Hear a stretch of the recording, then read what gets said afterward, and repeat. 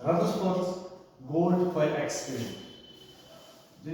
जो ये Rutherford's gold foil experiment था, ये किस पे किया गया था? एक्चुअली डिस्कवरी ऑफ न्यूक्लियस पे।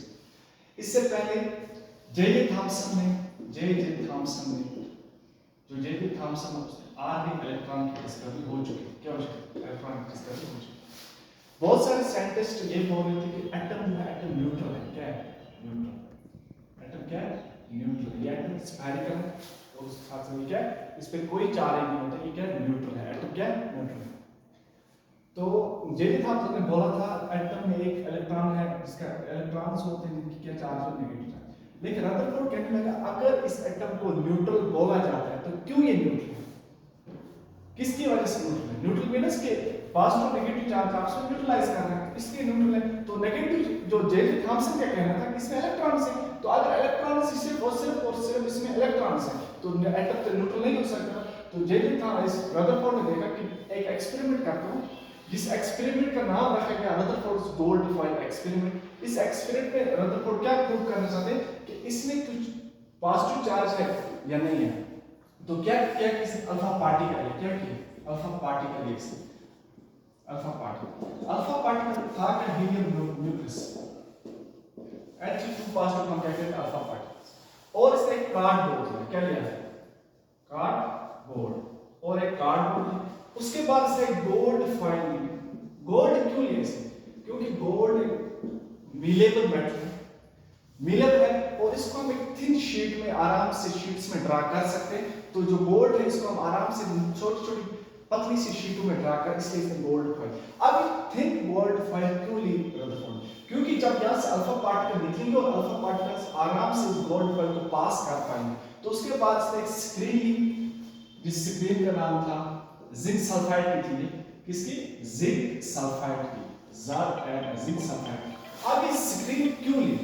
क्यों ये स्क्रीन ली गई यहाँ पे? क्योंकि जब यहाँ से अल्फा पार्टिकल्स निकलेंगे और गोल्ड फॉइल से पास होंगे, तो जब स्क्रीन से टकराएंगे तो यहाँ पे कुछ चमक निकलेगी, सेंटिलेशन चमक निकलेगी, चमकना। इस पे इसके क्योंकि एक्सपेरिमेंट डार्क में किया गया था, रूम डार्क था, तो जब इसमें टकराएंगे जब अल्फा पार्टिकल जिंक स्क्रीन पे, तो यहाँ पे सेंटिलेशन होगा, चमक दिखाई देगी। तो इससे हमें ये पता चलेगा कि इस स्क्रीन पे कौन स्ट्राइक कर रहे हैं? अल्फा पार्टिकल्स स्ट्राइक कर रहे हैं। तो जब यहाँ से अल्फा पार्टिकल, अब ये होल क्यों क्या था?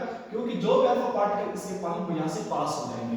तो जब अल्फा पार्टिकल्स यहाँ से आ रहे थे, ये जो अल्फा पार्टिकल्स यहाँ से आ रहे थे, तो ये क्या करते हैं? इस गोल्ड फॉइल को पास करके और जाके स्क्रीन से टकरा रहे थे। किसे? स्क्रीन से क्या कर रहे थे? जिंक सल्फाइड की जो स्क्रीन इस और सेंटिलेशन प्रोड्यूस कर रहे थे। किसे? जिंक सल्फाइड की स्क्रीन से टकराकर, और ये क्या प्रोड्यूस कर रहे थे? सेंटिलेशन। अब इसने ये देखा कि कुछ पार्टिकल्स, अब ये जो रेट थी गोल्ड फॉइल जो थिन शीट थी जो जिंक सल्फाइड से टकराने के लिए रही थी, वो यहां से यहां थी। लेकिन इसने क्या ऑब्जर्व किया? कुछ पार्टिकल्स ज्यादा डिवेट हो गए, यहां से क्या हो गए? डिवेट हो गए। तो डिवेट क्यों होगी? क्योंकि जो ये था न्यूक्लियस या अल्फा पार्टिकल नेगेटिवली चार्ज था, तो जब इसने देखा यहाँ पे कुछ पॉजिटिव, इसका मतलब इसने बाद में ये प्रूव किया कि इसमें जो कुछ ना कुछ है जो पॉजिटिव चार्ज है, जो इन अल्फा पार्टिकल्स को क्या कर रही है? डिवेट कर रही है। क्या कर रही है? डिवेट कर रही है। तो अल्फा पार्टिकल अगर यहाँ से, क्योंकि यहाँ पे जब डिवेट हो रहा, तो अल्फा पार्टिकल ने देखा कुछ ना कुछ यहाँ पे पॉजिटिव चार्ज है, क्योंकि अल्फा पार्टिकल का भी चार्ज पॉजिटिव था। जब अल्फा पार्टिकल यहाँ से निकल रहे, तो इसका मतलब यहाँ पे कुछ ना कुछ पॉजिटिव चार्ज है इस एटम में, जो इस अल्फा पार्टिकल को इससे केवल रिपल हो रहे, और ये यहाँ से दूर भाग रहे। कहां से? इस गोल्ड फॉइल से दूर भागे। जब गोल्ड फॉइल से पास होकर ये जो बाहर डिवेट कर रहे हैं, इसने देखा, तो इसने देखा इसमें कुछ ना कुछ क्या है? पॉजिटिव चार्ज कुछ ना कुछ इसमें है। तो बाद में डिस्कवरी होगी कि इसमें न्यूक्लियस है, न्यूक्लियस क्या है? वो पॉजिटिव चार्ज स्पीशीज में है। तो और एक चीज ने ऑब्जर्व की कि सिर्फ 20,000 जो थे 20,000 पार्टिकल्स में सिर्फ कुछ पार्टिकल्स यहां से क्या आ गए? वापस रिपेल हो गए। क्या हो गए? वापस आ गए, यहां से इससे टकराए गोल्ड फॉइल से वापस आ गए हीलियम। तो इसने ये देखा कि एक्चुअली ये क्यों वापस आए? क्योंकि हीलियम का मास की वजह से। और इसने ये भी ऑब्जर्व किया कि इसमें कुछ ना कुछ मास है, क्योंकि हीलियम का मास होता है 4 और गोल्ड का 97 होता है। तो जब ये इसके साथ टकरा गए, तो ये छोटी मास का पार्टिकल जब बड़े मास के पार्टिकल, तो ये वापस आ गए, तो ये सीधे न्यूक्लियस पे जाकर टकराए, उसकी वजह से वापस आ गए। तो 90% एक्चुअली यहाँ से पास आउट हो गए, कुछ 1% यहाँ से वापस आके तो उसने देखा इसके सेंटर में कुछ ना कुछ कंसंट्रेटर है, जिसको इसने बाद में क्या कहा, न्यूक्लियस का।